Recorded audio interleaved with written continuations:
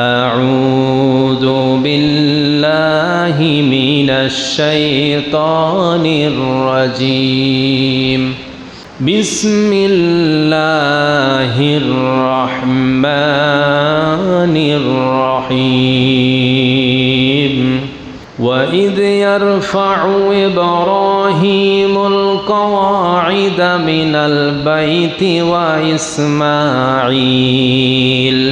ربنا تقبل منا إنك أنت السميع العليم إن الله وملائكته يصلون على النبي يا أيها الذين آمنوا صلوا عليه وسلموا تسليما মুআজ্জাজ ও মুকাররম হযরত উলামায়ে কেরাম, উপস্থিত মুরব্বিয়ানে কেরাম, সম্মানিত মুসল্লিয়ানে কেরাম, আল্লাহ সুবহানাহু ওয়া তাআলার মহান দরবারে লাখো কোটি শুকরিয়া জ্ঞাপন করছি, যিনি অত্যন্ত দয়া করে মায়া করে ভালোবেসে পবিত্র জিলহজ মাসের প্রথম দশকের প্রথম সপ্তাহে সালাতুল জুমা আদায় করার লক্ষ্যে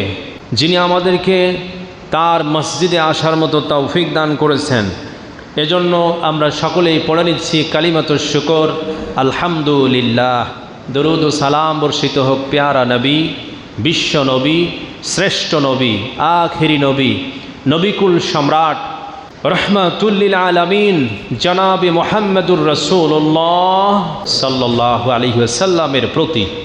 পবিত্র কালামুল্লাহ মাজিদ থেকে এবং বিশ্বনবীর মুখনিসৃত বাণী হাদিস শরীফ থেকে আমরা গুরুত্বপূর্ণ কিছু কথা আজকে জুমা থেকে আমরা জেনে যাব।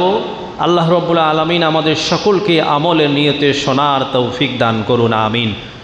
সম্মানিত উপস্থিতি, বিগত জুমায় আমরা একটি বিষয় নিয়ে আলোচনা করতেছিলাম, সেটি হলো হযরত ইব্রাহিম আলাইহিস সালামের জীবনী থেকে কিছু কথা। আল্লাহ রাব্বুল আলামিন ইব্রাহিম আলাইহিস সালামকে বহু পরীক্ষা নিয়েছিলেন। প্রথম নাম্বার পরীক্ষা ছিল শিরিকের বিরুদ্ধে ঈমানের পরীক্ষা, এবং সেই পরীক্ষায় তিনি সাকসেসফুল হয়েছিলেন। দ্বিতীয় পরীক্ষা ছিল নমরুদের অগ্নিকুণ্ডে আগুনের পরীক্ষা, সেই পরীক্ষায়ও ইব্রাহিম আলাইহিস সালাম সাকসেসফুল হয়েছিলেন। তৃতীয় নম্বর পরীক্ষা হচ্ছে ইব্রাহিম 3 নম্বর পরীক্ষা দেওয়ার জন্য তুমি প্রস্তুত থাকো। আর সেই তৃতীয় নম্বর পরীক্ষা হলো তোমাকে তোমার মাতৃভূমি, জন্মভূমি, তোমার দেশ থেকে হিজরত করতে হবে। ইব্রাহিম আলাইহিস সালামের জন্মভূমি ছিল ইরাকের বাবেল নগরী। ইরাকের বাবেল থেকে আল্লাহ রাব্বুল আলামিন বললেন হিজরত করতে হবে। ইব্রাহিম আলাইহিস সালাম নিজ জন্মভূমি বাবেল থেকে হিজরত করলেন এবং তিনি ফিলিস্তিনে চলে গেলেন। আবার ফিলিস্তিন থেকে তিনি মক্কায় হিজরত করলেন, মক্কা থেকে আবার বাবেল, বাবেল থেকে ফিলিস্তিন, ফিলিস্তিন থেকে মক্কা। এক পর্যায়ে তিনি দেশান্তর হলেন, এক দেশ ছেড়ে অন্য দেশে তিনি হিজরত করেন। একমাত্র কারণ হলো ইব্রাহিম আলাইহিস সালাম তিনি আল্লাহর দ্বীনকে, তাওহীদকে মানুষের কাছে পৌঁছে দিতে চান।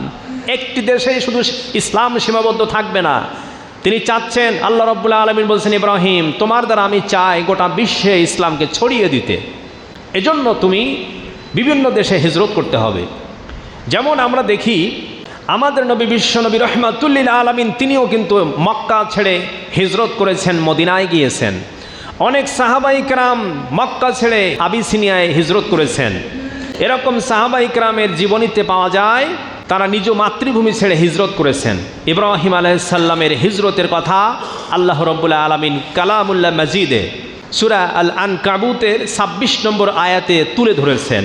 রব্বুল আলামিন বলেন ফাআমানা লাহু লূত وقال إني مهاجر إلى ربي إنه هو العزيز الحكيم।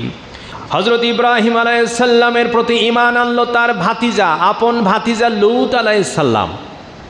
হযরত লূত আলাইহিস সালাম ছিলেন ইব্রাহিম আলাইহিস সালামের ভাইয়ের ছেলে, এবং ইব্রাহিম আলাইহিস সালাম বলেন ওয়াকালা ইন্নী মুহাজিরুন ইলা রাব্বি, আমি আমার আল্লাহর দিকে আমি হিজরত করলাম। আমার প্রতিপালকের দিকে, আমার পালনকর্তার দিকে আমি হিজরত করলাম। ইন্নাহু হুয়াল আজিজুল হাকিম, নিশ্চয় তিনি পরাক্রমশালী এবং প্রজ্ঞাময়।